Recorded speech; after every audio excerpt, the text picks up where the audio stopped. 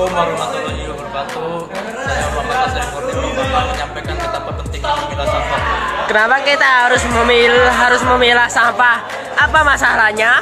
Masalah yang ditimbulkan bisa berupa: satu, pengurangan sampah di TPA.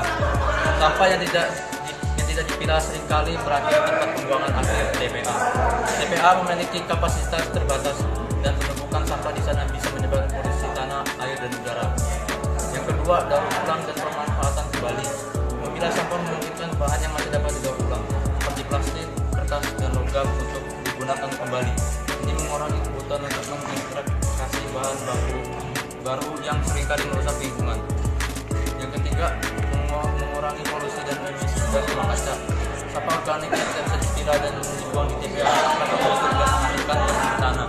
Salah satu gas makanya kuat dengan memilah sampah organik untuk dijadikan kompos kita bisa mengurangi emisi metana.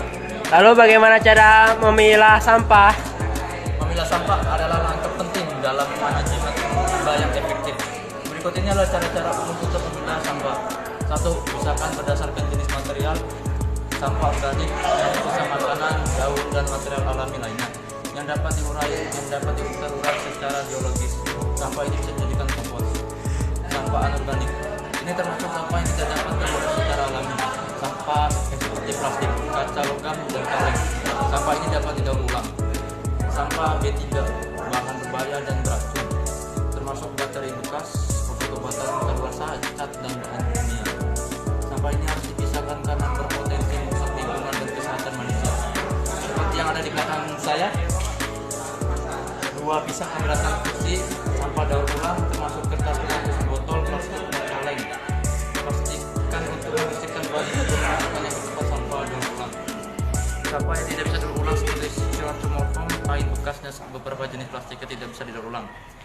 Ketiga, gunakan tempat sampah yang tepat, tempat sampah hijau untuk sampah organik yang bisa dijadikan kompos, tempat sampah biru atau kuning untuk sampah anorganik yang dapat didaur ulang, tempat sampah merah untuk sampah B3 yang harus dibuang dengan hati-hati.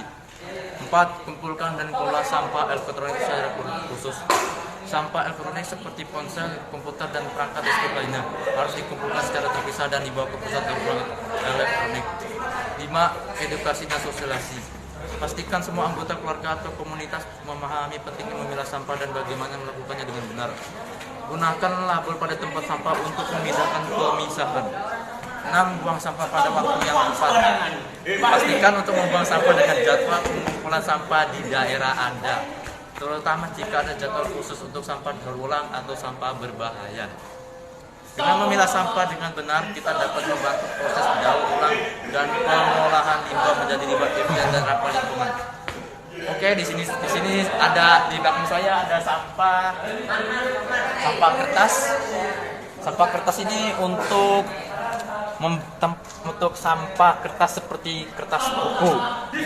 Dan yang warna kuning ini ada sampah residu seperti sampah kaca, besi, kayu, dan kabel, dan sebagainya.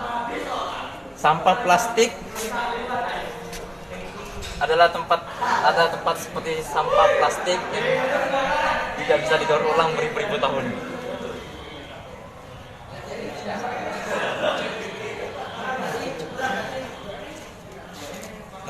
Mungkin cukup sekian dari saya. Wassalamualaikum warahmatullahi wabarakatuh.